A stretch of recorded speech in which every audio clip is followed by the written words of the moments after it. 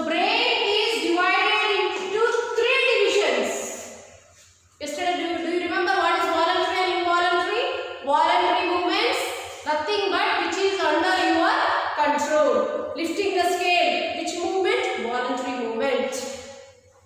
Bright light comes, you close your eyes, involuntary. So all these movements controlled by who? Brain.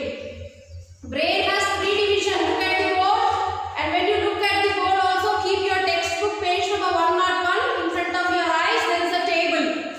Very clear division of brain is explained. So how many parts are there or how many divisions? Three divisions. First part of the brain. This is first part, that is forebrain. Which brain? Forebrain. That means you know this is your forehead. So the brain which is present in this area, that is called as which brain? Forebrain. F-O-R-E. Don't write F-O-U-R. Forebrain. So this part is forebrain. Then next, as we go, forebrain over, then is the middle part. So which brain? Midbrain. Forebrain, midbrain, and the last part of the brain, ending portion, that is called as the hindbrain. So did you understand? Forebrain, midbrain, hindbrain. Hindbrain is nothing but the lower end of the brain.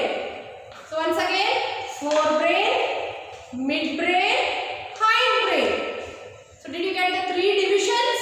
Now further, they are divided into still more things. Now this forebrain is nothing but, now you are sitting there and listening very carefully, isn't it? If you are listening very carefully, all the things what you understand is stored where, you know, in your cerebrum. Understood? Your forebrain, large portion is nothing but cerebrum. So whatever mental abilities, the way you think, way you imagine. If I say, hi Miss Gus, if only I say you just imagine how the flower looks. So this is because of what? You are able to imagine, you are able to assume. So that all power comes from which part of the brain? From forebrain. So forebrain, which is a major portion of forebrain? Cerebrum. C-E-R-E-B-R-U-M. Say cerebrum. So the first part is forebrain is cerebrum. The next portion is called as diencephalon. Once again, these are all new terms for you. So see that you learn the correct pronunciation and correct spellings also. So cerebrum plus diencephalon equal to which brain? Forebrain. So forebrain equal to cerebrum plus diencephalon. I have drawn it in the form of a flow chart so that you can learn it in a better way. Already I told you mind mapping, flow charts are the easiest way to learn and answer.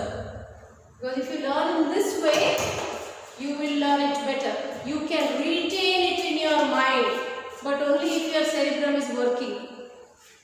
If you are listening to my class and thinking about something else, you cannot remember cerebrum. Your cerebrum is getting inactivated. So see that you concentrate in the class. So cerebrum, next one, diencephalon. So this is our which brain? Forebrain.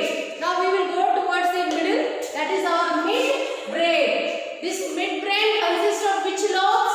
Optic lobes. So midbrain consists of optic lobes. And the last part of the brain, the final part of the brain, what is it? Hindbrain. So hindbrain, it consists of what? Cerebellum and medulla oblongata. Again new terms.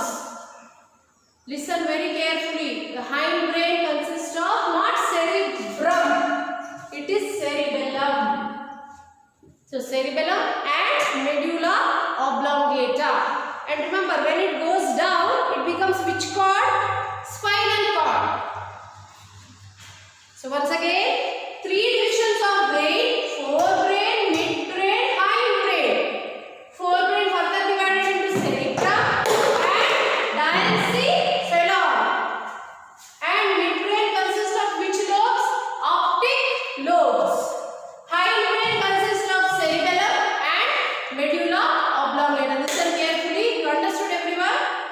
these are the divisions and further divisions of what? Brain. So when I tell you are able to think, that is mental abilities, and you are intelligent. Some people say you are very intelligent. Now when someone says you are intelligent, which part of your brain is very active? Cerebrum or cerebellum? Cerebrum. When you are able to think, which part? Cerebrum. Sometimes what happens, there are some locomotory movements. You are moving your hands, you are moving your legs. So that voluntary movements are controlled by which part of the brain? You know, it is cerebellum. So if they ask in examination, dash part of the brain controls the voluntary movement or jumping, dancing. Who controls? Cerebellum. If he is able to answer very well, he is able to grasp the answers, it is because of what? Cerebrum. Did you understand here? Cerebrum and cerebellum. So, and you are able to stand straight. That means you are not moving towards this side or that side. That means you are maintaining your body in equilibrium. Again, that is because of cerebellum. All voluntary movements in your body, cerebellum. All mental abilities, cerebrum. So if I ask you, dash is the seat of mental abilities, cerebrum. You are able to maintain the equilibrium of your body, cerebellum. So these are only just few functions of cerebrum and cerebellum. But there are other organs, other parts also which we should remember. Which is this diencephalon. Again, last one is medulla oblongata. So for that, you have to refer to page number 101. So 101 page, if you refer, you have the description of the different parts and its functions. Now, one important aspect, this cerebrum. What are the units? What is present in the cerebrum? We told neurons. So these neurons, they are arranged on this brain very clearly. So just concentrate, listen carefully. As it is, the cerebrum consists of so many units named neuron.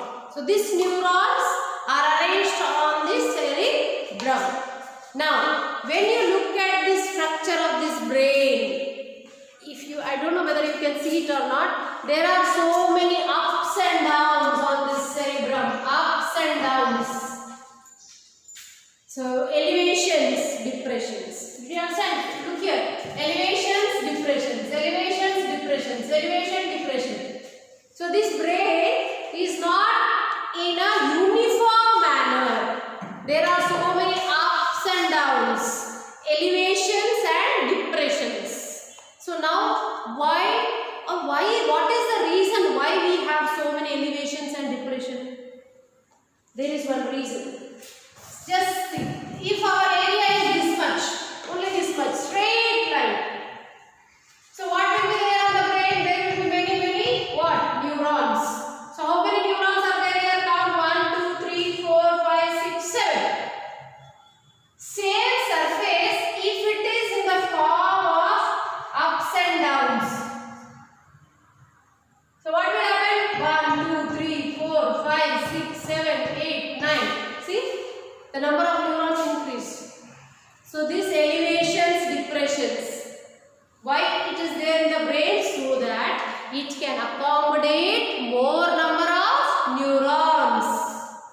So that if more neurons are there, your memory will be more. So to accommodate more number of neurons, there are so many elevations. These elevations are called as gyri. G-Y-R-I. And these depressions, which goes down, that is called as sulci. Gyri and sulci. Elevation, gyri, depression, sulci. And why this gyri and sulci is there? Significance is clear. Why do we have gyri and sulci? To accommodate more number of neurons. Did you follow everyone?